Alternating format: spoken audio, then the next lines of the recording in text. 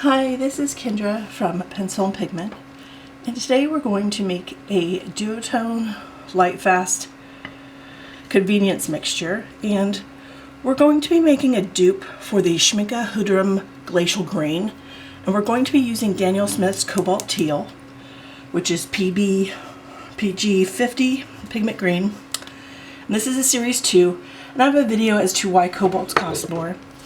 And we're going to be using the Merrimer Blue Potter's Pink, and this is PR233, so this is pigment red. And this one retails for $10.88 US dollars on Blick, and this one retails for $12.83 US dollars on Blick. So I thought we would, and I'm doing it here so you can see. So these are very granulating colors. And when you mix them together, they divide out and separate. Now, I like making them myself.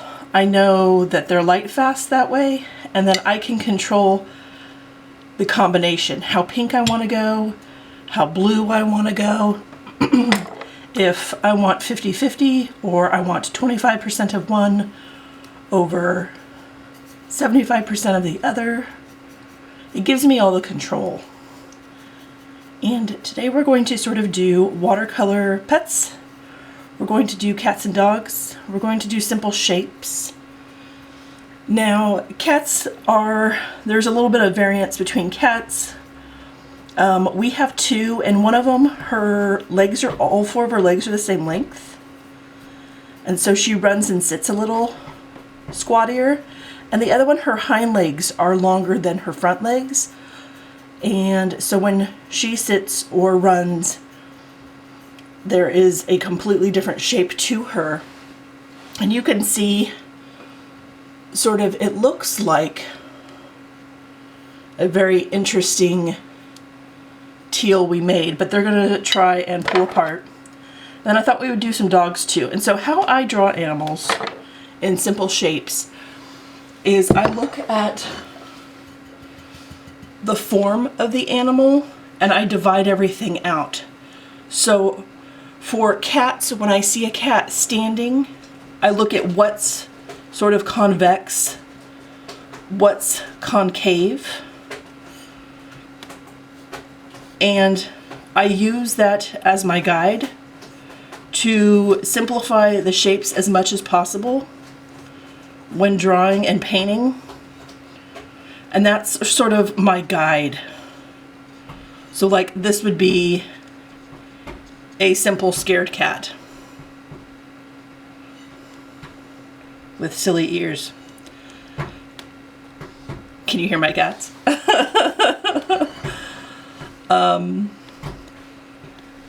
One of them is currently trying to figure out how to escape.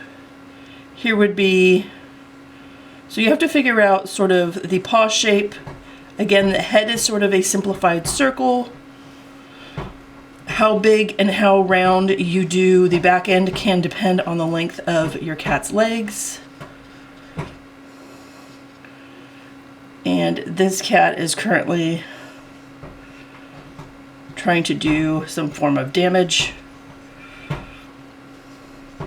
Just like you hear mine in the background. Maybe this one is streaking down a wall. Just really, really simplified, like circle, sort of pointy ear, bulbous round shape for the hips, the hindquarters, you know, maybe a little bit paw there, and then the tail situation. If you have sort of a Manx and they have no tail, then you can draw that differently. Some cats have longer, fluffier tails, some have shorter ones. I mean, we all know dogs come in all shapes and sizes, but it's still really similar. Look at what is concave. Look at what is convex. Look what you can break down into sort of a rectangular shape.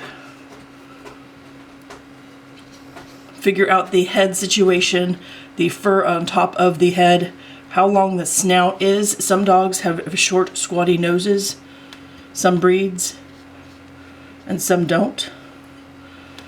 And you could do stylized tails. I mean, I've met a couple dogs that had corkscrew tails, but that's not nearly as common. Let's see, let's do it all laying down. So I just look and see, okay, their nose is kind of a rectangle, ears are kind of triangle, what's concave, what's convex. Is this dog laying down? Does it currently look more like a pony? Excuse me. I'm having a little bit of allergies today. Don't forget. All right. There is a style of dog, and this one looks a bit more like My Little Pony. And that is because I did not shape the head correctly. Now, you can also do sort of paw prints.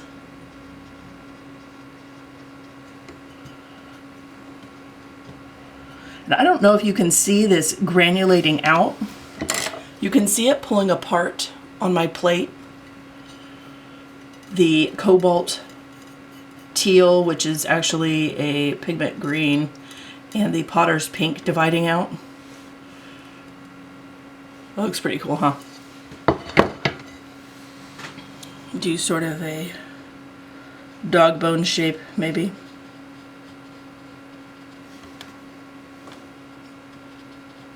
Add a little bit more water.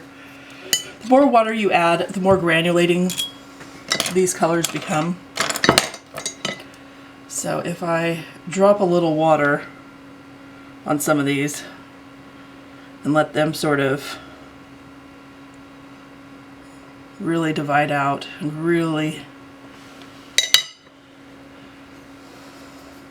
sort of become extra wet here. And you can also do the wet on wet. You're going to get that feathered effect. I mean, if you want your cat to sort of look, let's make sure I get this on camera, super kind of fuzzy. And again, I'm just trying to figure out, here's head, here's an ear,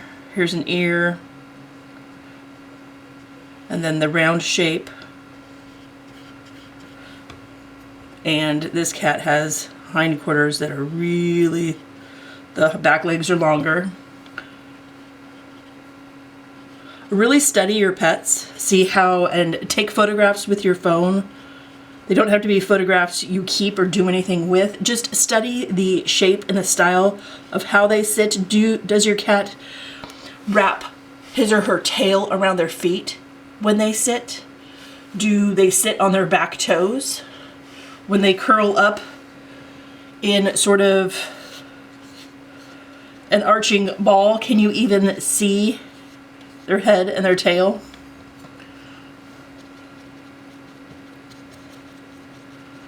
Is there even a shape in there to sort of see when they close their eyes? So that's some things to look at when you're going to paint your pets. Look at how they sit and they lay and sort of figure out, like, okay, from behind, can I draw a cat? And that doesn't have to be hyper realistic unless that is one of your goals for illustration and painting. So here are the ears,